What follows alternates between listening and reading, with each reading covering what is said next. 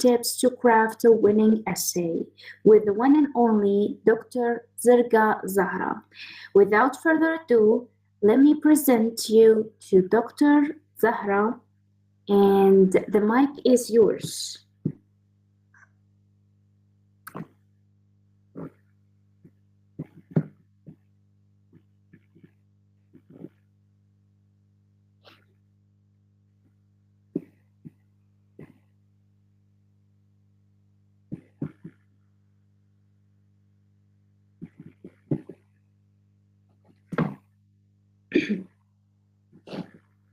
Dr. Zahra, can you hear us?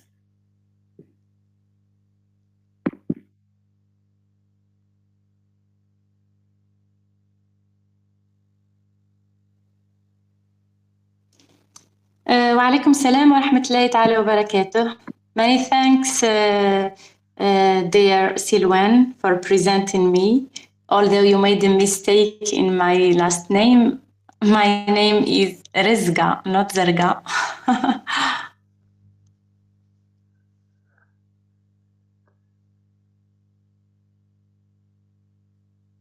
I apologize for that. And you can start, Dr. Zarqa, presenting your topic. Okay. Good afternoon, everyone. Assalamu alaikum wa rahmatullahi ta'ala wa barakatuh. Good evening, all attendees, dear trainers, all the team of Tawar Nafsek.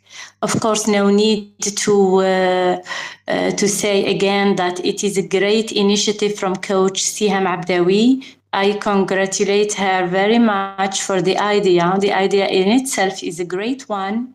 And I'm very satisfied to join and to give help whenever that is possible, inshallah. So I also want to thank everyone who presented and delivered lectures earlier, those which I could see and those which I couldn't. And I thank them from the bottom of my heart for the effort they are making, though it is free, but knowledge is precious.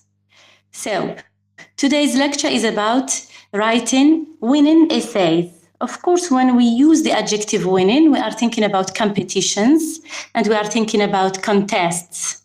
For example, tomorrow we will have a contest at the University of Mustaqanem, the university where I work. I am an associate professor there, and I've been working there for over 13 years, maybe 14. This is in addition to teaching in the high school before joining university. I'm a doctor in civilization, and I have a long career teaching history and politics because these are the fields which we generally choose when we are teaching civilization. And of course, I taught also other subjects like written expression, methodology of research, writing in general, grammar, and so on. I'm very happy to join you, and I'm very happy to have chance to give help. And today, this is, I think, a chance for those who are candidates for tomorrow's contest. I think I wish this lecture, could have been presented last week so that they may have much time to know what they should do, what they should avoid in order to write good compositions for tomorrow's contest. But we still have one night before the contest, and I wish all the students who will join the contest good luck, inshallah. So today's lecture is about the necessary tips that we need to have in order to craft a winning essay. In my introduction, as you see in the PowerPoint presentation, which is controlled by Miss Silwan. Okay, the pen is mightier than the sword. I remembered when I was preparing this, because it was said by Shakespeare, I remember this very famous expression. The pen indeed is powerful and mightier than the sword, but the pen itself is not enough to make of any one of us an effective writer. Thousands of pens are being sold every day in bookshops, but if you buy 10 or 20, this is not enough for you to write a good composition or a good essay. So in fact, we may all like to think of ourselves as the next Shakespeare, get inspired and want to write, but inspiration also is not enough, and it is not a key. So effective essay writing needs a number of tricks or tips or strategies. So first of all, we have to think outside the box, because you are not going to take an exam in writing or participate in a competition every day. So you have to think outside the box by bringing a unique angle to your topic. Of course, using vivid language and powerful imagery. Imagery is crucial to rich writing, and this is also to engage your reader. So pay close attention to the competition guidelines and criteria. You have to respect the requirements, of course. Make sure your essay not only meets, but it exceeds these requirements. Of course, the last point here in the first slide is the essay with the best opening line will stick in the mind. Of course, you have to write something that grabs the attention of readers. You may wish to make it funny, because laughter is the best treatment in life, and fun can make the best of academic writing. We always enjoy reading things that are mixed with some kind of fun. So you may wish also to write something crude, silly, provocative, whatever. Just make it stick in the minds of the readers. Then make sure your closing line in some way echoes the open. The opening line is a question. So the closing line should be the answer of that question. The opener, if it is a joke, the closer must be a punchline. A great essay feels self-contained in the way a good joke does. So the end is inevitable from the very first line. So your introduction, your conclusion will rely on your introduction, because it will be its continuation. Let me give you an example here. For example, from history, because I'm a fan of history. So Winston Churchill, he has a very famous essay, The Scaffolding of Rhetoric. Though it discusses the art of speech making, it is not about humor, but the humor was used to set the tone, even when dealing with serious topics like war. He once said in one of his essays or speeches, "In war, you can only be killed once, but in politics, many times." Of course, in this way, all the audience will be attracted to what he is going to say after that. So, there is also another example. Mark Twain, for example, when he satirized the chaos of political campaigns. So he said, "I have pretty much made up my mind to run for governor." So everyone laughed and was attracted as well to listen to the rest. So he repeated and he said, "I have pretty much made up my mind not to let anything prevent me from running for governor." It means showing the awe. So there was a renewed laughter after hearing this. It means everyone knows that people like high positions, so no need to be to emphasize that in speech. But he said that twice just to grab their attention. This is how you should start. So the starter is a force, is a power to your writing. Let's move to the second slide. And here there is the point of overcoming challenges. When we talk about writing, we talk about an infinite number of challenges that differ from a person to the other. On top of that list, we have stress and anxiety. So writing itself is a complex task, especially when we are talking about ESL or let's say EFL writers. We are foreigners, not native speakers of English. Of course, we fall short of words, of vocabulary, most of us. And this is the first handicap for writing. So because of its intricate nature and lack of vocabulary in the writer's repertoire, and this handicap in their grammatical knowledge sometimes of the English language.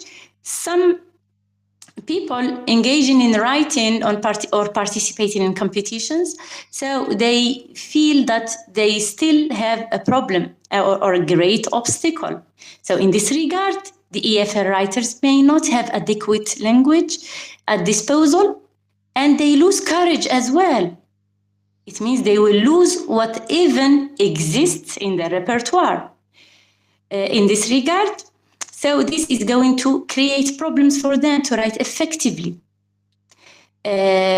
compared, of course, with native writers who are able to write easily because language is the mother tongue.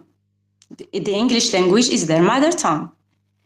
And access is automatic and quick to the nuances of the language. So here, the writer needs a certain amount of achievement motivation, self-efficacy, and ability to reduce his own anxiety. So these factors play a considerable role in influencing writing. In order for our listeners or our dear attendees to understand, there is a slight difference between achievement motivation, self-efficacy, and stress and anxiety, which are nearly the same. So when we talk about lack of confidence, or let's start with anxiety because it was the first in the list. So writing anxiety is defined as situational aspect. It refers to the feelings of worries accompanied by reactions as in excessive sweating. Some students or candidates, generally they sweat, hands, face, the neck, and so on. So the symptoms are excessive sweating, pounding of the heart, or let's say palpitations, negative expectations, as well as maladaptive behaviors of his experience while performing a particular writing task. Of course, this is if there is no immediate solution to this. So the writing task in general is going to be stopped, and the person may leave the room without writing anything. That's why it is a great problem. And anxiety has to be reduced by breathing, by thinking for a while, by trying again and again. So the maladaptive behavior, if we want to talk about maladaptive behaviors, we will talk only about lack of confidence, because individuals interpret the errors they make as an indication of inability, while it is not. The feeling of anxiety that they have can lead them to withdraw effort and avoid challenge. And this is the thing we need to advise participants to avoid. And they have no choice but to avoid it, because at the end it is going to undermine the quality of the writing process. So what do we mean by achievement motivation? This is defined as the individual's desire to perform satisfactorily, to have an inner feeling of personal achievement.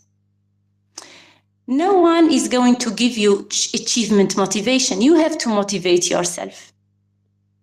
You have to raise your chances for success.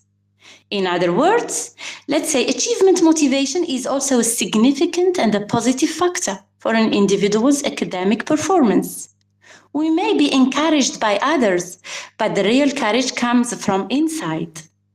So there is, for example, a study that was undertaken in 1997, a long time ago. It revealed that there is often a positive relationship between achievement motivation and the individual's academic performances. This view was endorsed by many researchers later on, and they reported that achievement motivation has a significant and positive impact on academic performance. So, achievement motivation is found to be dynamic and powerful as a powerful predictor of an individual's performance. Let's move to the second, which is self-efficacy. So what's the difference between self-confidence and self-efficacy? They all start with the same prefix. Self-confidence is something that you need, not only in writing, in all walks of life. Self-efficacy here, which is related to writing, is described as a person's belief about his capabilities that play a crucial role in motivating human behavior. So just as I told you, there is a slight difference between motivation, achievement motivation and self-efficacy. You feel that you are efficient from inside. So it indicates a vast predictive power over the way an individual behaves. And a strong sense, if you have strong sense of writing self-efficacy, this is going to denote a strong sense of confidence for a task of writing. So it is necessary. An individual with high self-efficacy in writing may have more interest and make more effort to perform a writing task. A writing task may seem boring for many participants in writing competitions, but for the very few who have a high self-efficacy, is going to be an enjoyable task, and they can excel in their productivity in writing.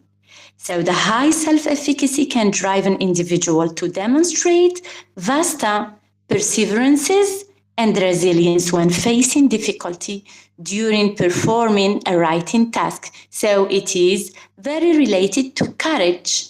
So self-confidence, motivation, achievement, self-efficacy, they all pour in the same source, which is courage. And courage doesn't come from nowhere. It is by developing these three aspects. So a study conducted also by two researchers, Pajaris and Johnson, in 1994, they reported that self-efficacy is often found to be a stronger predictor among all the motivational constructs. So it ranks first in all the aspects that have been discussed now. Self-efficacy can play a principal role in predicting writing performance. And it can be said that individuals with low self-efficacy either make a small amount of effort to approach to avoid it at all on the whole. So, contrary to those with high self-efficacy who tend to apply rigorous effort, I mean they are perseverant. Yes, maybe it is very close to perseverance. So they tend to apply rigorous effort, search for new solutions, and persevere when facing difficulties. There is difficulty, they have to persevere and overcome it, get over it, and move to the next difficulty, also defeat it until there are no obstacles and the writing task is accomplished with complete success. So let's summarize. In short, self-efficacy denotes a strong and positive predictor of individual success in performing a particular writing task. So these are the common definitions of the aspects related to the challenges we often meet while performing a writing task. Let's move to the third aspect of our presentation, which is the concentration tips. Of course, anyone who will participate in a competition, he has to know a number of tips, because if he knows or she knows them, they are going to be able to concentrate. And when you concentrate, it means you cannot be answering a thing an answer in a way. I mean, in a way which can be out of topic. And that's the catastrophic thing in writing, when you are out of topic. Generally, the writers who go outside the limits of the requirements of the question or the prompt, they are the people who do not concentrate. They do not understand the question. So, number one, understanding the prompt or the question. Of course, this depends on on reading carefully. But careful reading is not enough.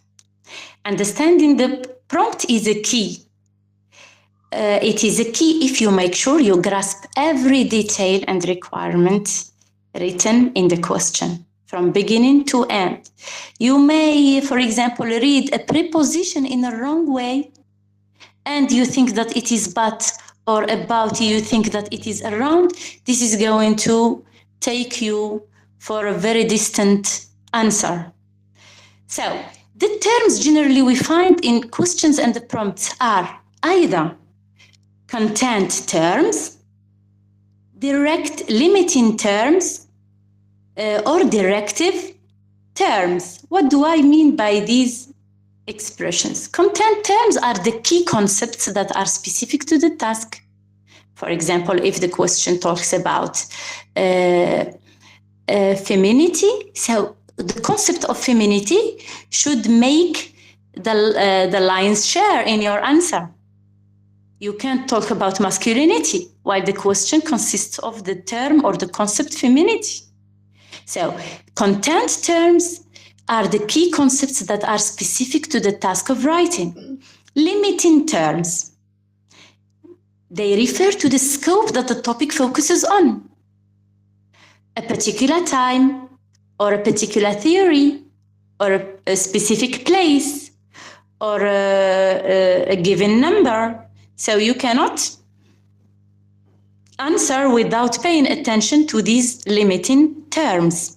If it is, for example, early 19th century British history, do not discuss late 19th century, because that will be wrong 100%.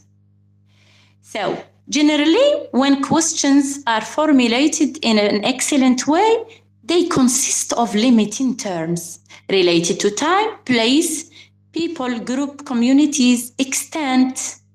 For example, a question may talk about Australians, not Australians, not Canadians, or Australians of Asian descent, not all Australians. Women over the age of 50, not women of all ages. People from low socioeconomic backgrounds, not politicians or people with higher standards or aristocratic communities. So you have to pay attention to the limiting terms. Then we have also directive terms. And these are what you need to do in relation to the content. It means if a question starts by discuss, you are required to discuss, not to describe.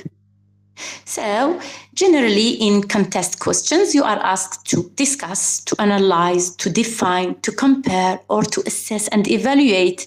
So make sure your answer conforms to these directive terms. If it is analysis, it shouldn't be description.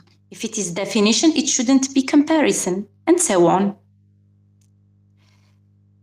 So topic selection, here, our second point. Topic selection is also crucial. It is important for you to choose a topic that goes for your interest, for something you are genuinely passionate about, something that lets you shine and flaunt your expertise, not something that you don't know about and you just write to fill in the exam sheet. So it should definitely align with the theme of the competition, of course. Okay, the third point, a solid thesis statement. It is written here in this slide. When I talk about a solid thesis statement, I forgot to say that it should be clear. First, it should be clear, then it should be solid. Not any broad idea or any fact should be given at the end of your introductory paragraph, because this is going to open the window on writing nothing of importance later. So you must consider what your argument is going to be, because this means taking an informed position or a point of view on the topic presented in the question, then defining and presenting a specific argument. It is an argument that you will defend later, So it should be something solid, something important and valuable. Let me give you examples here so that you can understand the idea.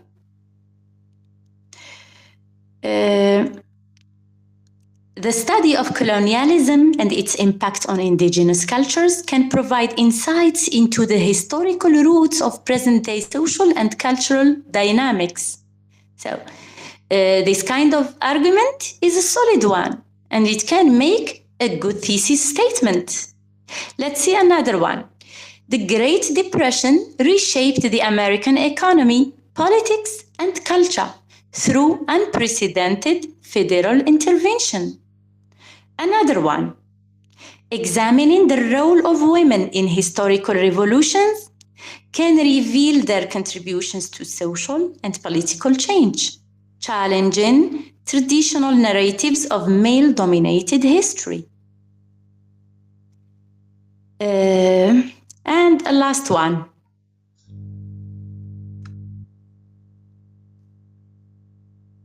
The cost of healthcare services for most people in country X is unbearable due to low average incomes, high prices of essential medicines, and the lack of government-funded hospitals. So this last thesis statement, I find it very simple and clear for more explanation. I like this kind of thesis statements because they consist of 3 clear points that will be developed later in the body of the essay. So it is in itself a kind of small list of ideas, like it is like a guiding thesis statement. So let me put it in different words. A very simple argument is a bad one because it can't be defended later. And generally it takes the form of noun, weak verb, and vague adjective. For instance, the economic situation is bad. Which economic situation of which country? Bad in what way? So it is vague. It doesn't attract you, can't be defended later. So in order for a thesis statement to be powerful, solid, and important, it should have a specific noun, not a broad noun, and an action verb, not a weak verb, and an assertive predicate, not any vague adjective, evaluative adjective. So let us work on the same example of the economic situation is bad, and let's compare. When we better this thesis statement, it is going to be like what? So instead of the economic situation, we will be specific. The tax policies of the current administration, instead of ease, we will use an action verb. Threaten to reduce the tax burden on the middle class by sacrificing education and healthcare programs for everyone. A rich sentence like this one can be called a thesis statement or a solid argument for an essay. For example, if someone is asked in the field of literature to write an analysis of some aspect of Mark Twain's novel, Huckleberry Finn. Answer 1, for example. Let's imagine answer 1. Mark Twain's Huckleberry Finn is a great American novel. Is that enough for someone who is participating, for example, in a literature contest? Of course not, because this argument doesn't answer the question, and you are not taking any position that others might challenge or oppose. The thesis statement here is not specific enough. It doesn't pass the how and why test. Does it pass the so what? Of course not. If someone tells you, so what? You already said it is a great American novel. Something vague, something trivial. So if answer number 2 will be like this. Through its contrasting river and shore scenes, Twain's Huckleberry Finn suggests that to find the true expression of American democratic ideals, one must leave civilized society and go back to nature. This one is completely different from the first, which was vague and very simple. So this one is important, is solid, because the writer here, or the person who answers, is specific about what he wants to say, and is taking a position that others might oppose or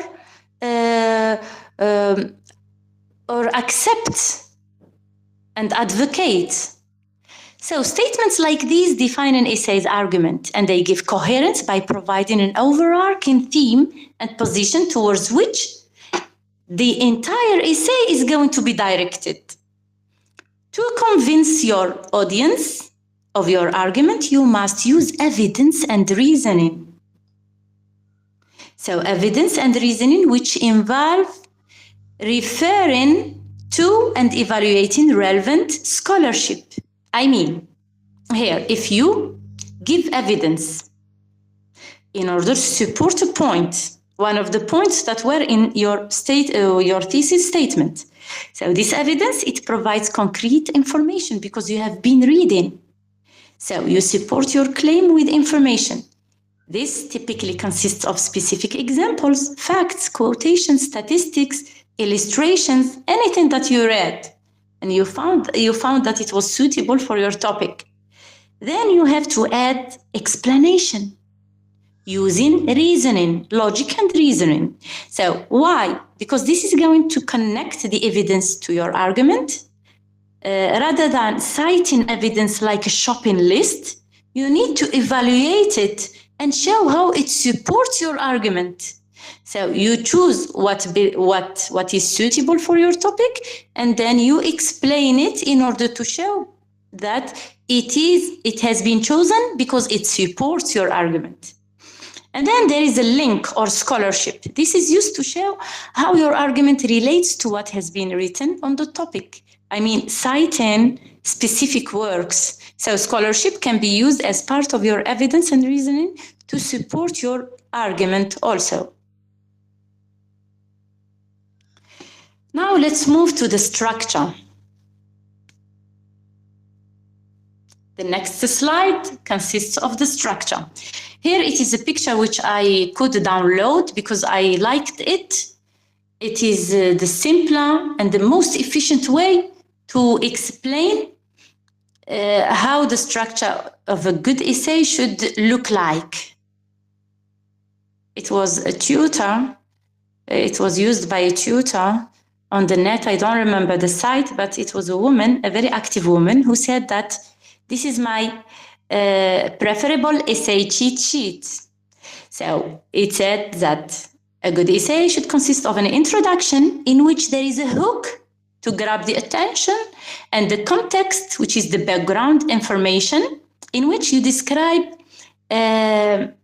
superficially your topic. And then this is just to pave the way for the thesis statement to come. In brackets, it is written TAP, which means the thesis statement, a good one, should encompass topic, argument, and the points. So these points will be later the body paragraphs. PL is written here. Point, evidence, explanation, and link. The point I have just explained in the previous slide. So her example here was, music is good for the brain. If we stopped here, it will be just a fact or just something vague, unimportant. But she continues, music is good for the brain because it improves memory, reduces anxiety, and boosts mood. And of course, improving memory, reducing anxiety, and boosting mood will be the main ideas of the 3 paragraphs of the body of this essay. And then when we move to conclusion, it will be always a return back to the thesis statement in form of restatement or summary, or unhooking the reader by releasing his attention. of course, the reader should feel that you are closing your essay. You are about to leave, not to open it again. So let's move to the next part, continuation of the structure. So if we talk in our own terms, not using any picture and not using any ideas of any influencers or teachers, so the outline, the common outline of a good essay should be a strong introduction. It means start strong. Unpack your main points. It means move into the meat of your essay or the body paragraphs. Here you unpack your main points. It means you give them idea by idea. And of course, the thesis statement was a guiding statement for this. Okay, not to forget, attention-grabbing introduction. How can you attract readers? How can you catch their attention? Of course, we said this in the introduction, but no problem if we repeat this. So lay out your thesis and give a bit of background. Before that, you should start strong to make sure that everyone is going to read the rest of your essay. So, as I said, fun is good. For example, if it were an essay on food, and you say, why is pizza made round? Have you ever asked yourself this question? So this is going to grab the attention for an essay on food, which may be a very boring essay for people, at least who do not know the different types of food and dishes and the different cooking cultures and so on. The meat of the essay depends too much on your introduction. If it were successful, so the rest or the body paragraphs will be successful as well. Here, I should say that one idea per paragraph, backed up with solid evidence and examples. And don't forget those smooth transitions to keep things flowing. Coordinators, conjunctions. Of course, this is very important here. Also, you need a certain amount of syntax and grammar. Okay, so the structure doesn't depend only on your stock of lexis. It depends on the dual level of content and language. So you have to master the language and have enough content to enrich the essay. Usually the essay has about 3 clear points of connected thought. You may say, why 3 and not 4, not 5? So 3 seems to be the golden figure. I didn't say that, but most trainers in writing believe that 3 is the golden figure. So each point should have a clear connection and link to the other. Of course, for the sake of coherence, any scattergun approach would either mean you didn't fully understand the topic or you haven't prepared very well for the competition. Of course, if you present, if you support your argument with less than 2 ideas or more than 4 to 5, this is a proof that you are lost in the answer. Now let's talk language. Choose your words wisely. Why? Of course, to sway your reader. And clarity is a key. When I say use your words wisely, it doesn't mean pompous words and try to be excellent in writing. No, clarity is still also a key. So avoid beating around the bush or confusing your audience. When you are clear, when you are unclear, it means that you are lost and you are just beating around the bush. So be clear to show them that you really understood the question.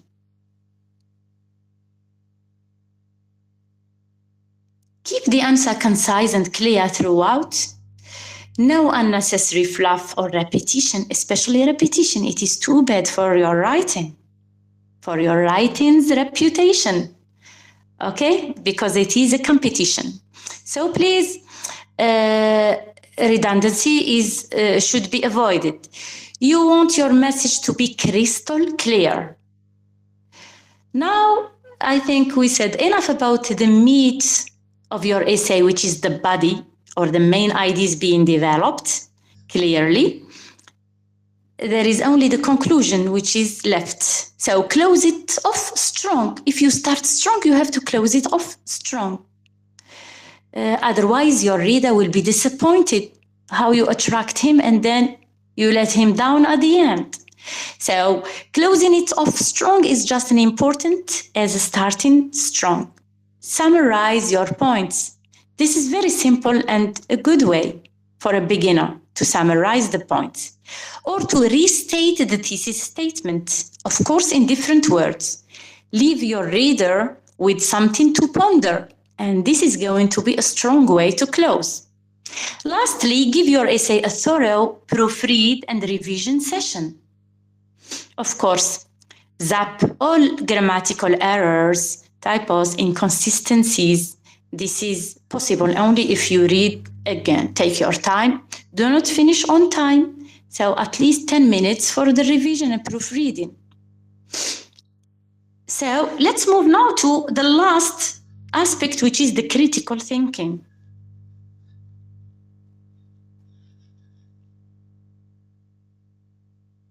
The next slide and the last one. This is related to critical thinking.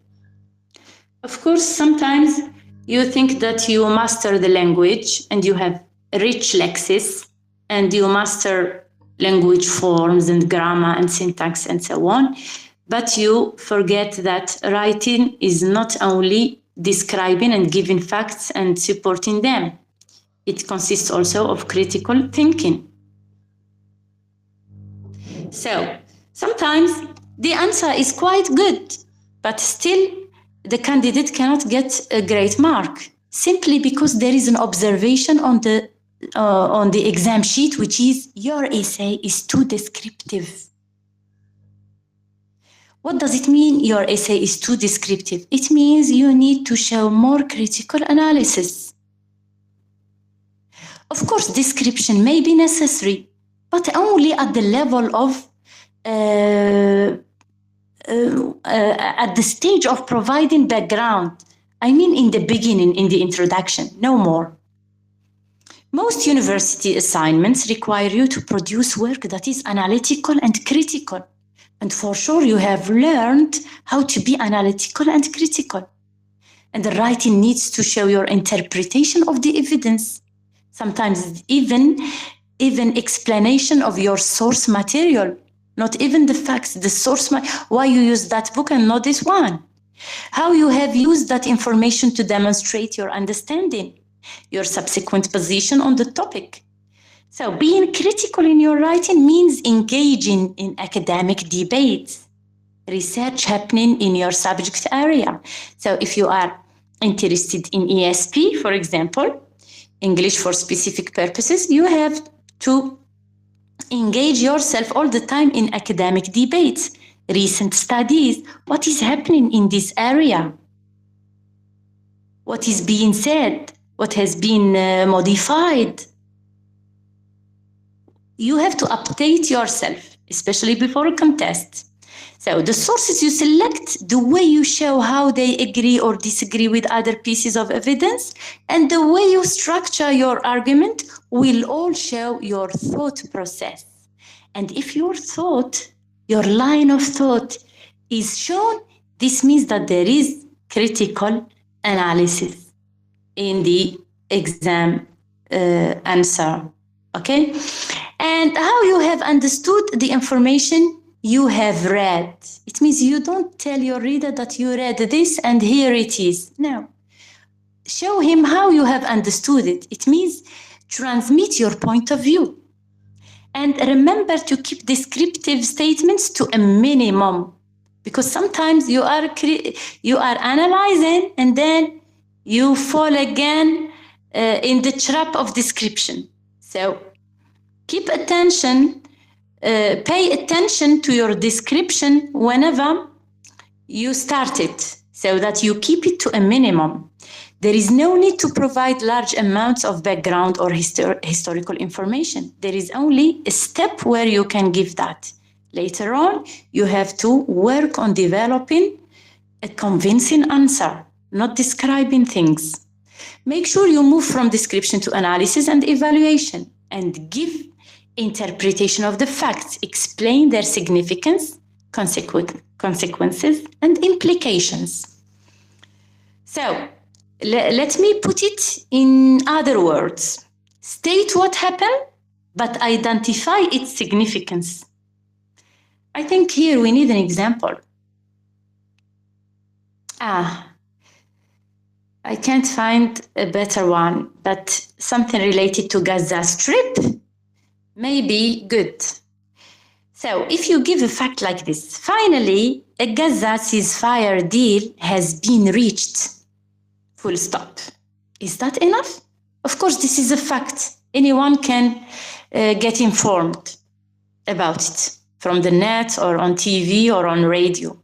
But if someone says, a Gaza ceasefire deal has been reached, which is the same fact, but you continue saying, but 15 months of fighting have had a devastating impact on the coastal Palestinian territory, which could take it years or even decades to recover.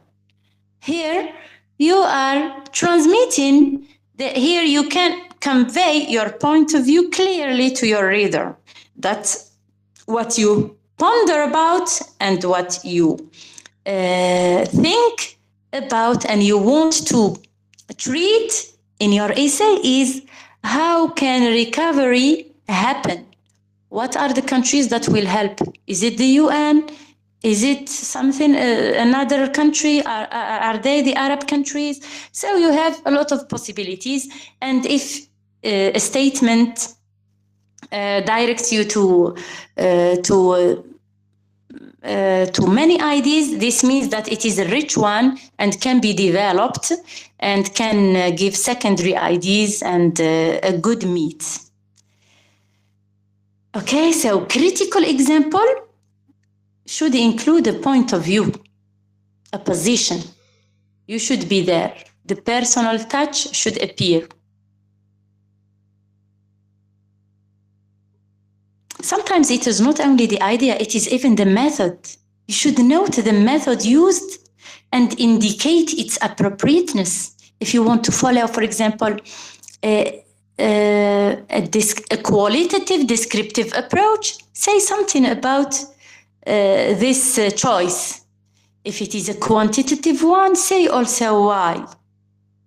So here, criticism is not related only to facts, even to methods, to results, even when you interpret your findings. So analysis is a strategy that doesn't stop until the conclusion of the essay.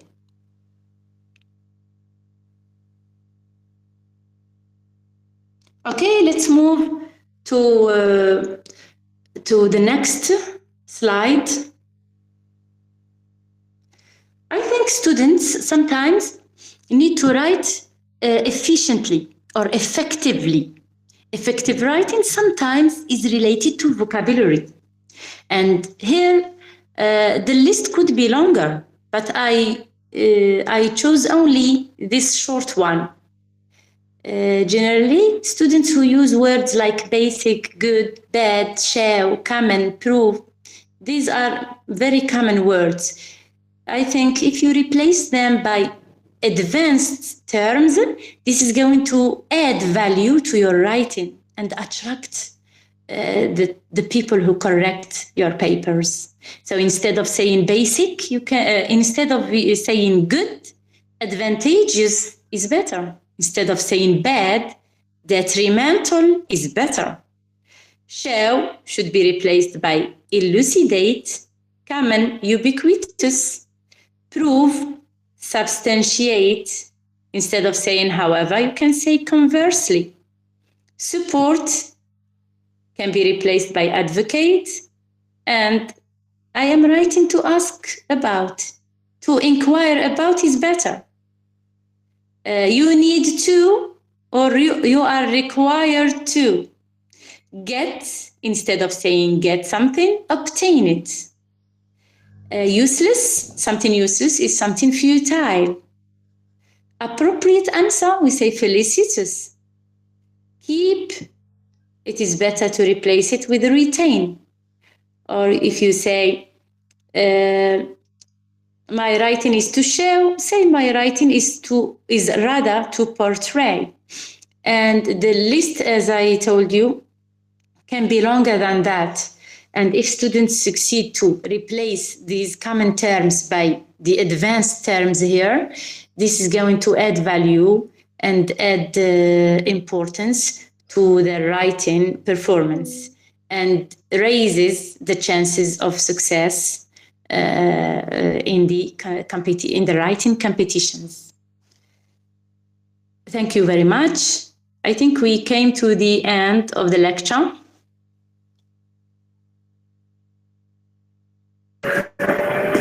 Thank you so much, Doctor, for this beautiful and great presentation. We really enjoyed it. I myself enjoyed it so much. And if you have any questions, like for participants here, you can ask them. We can receive your informations, your questions.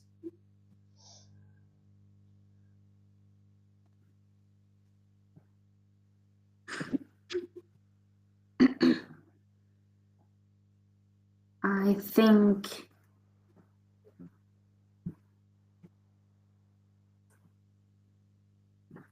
you have okay, so there's a question from not the question, but Majid bin Tunis says, an insightful lecture indeed. Thanks a lot. Thanks for your efforts. You're welcome.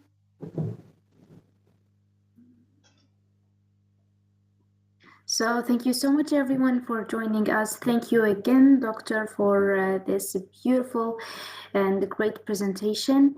And I hope we can see you again. Inshallah. You are welcome, dear. Inshallah. Thank you so much. Have a great night, everyone. Thank you again for everyone who joined us today.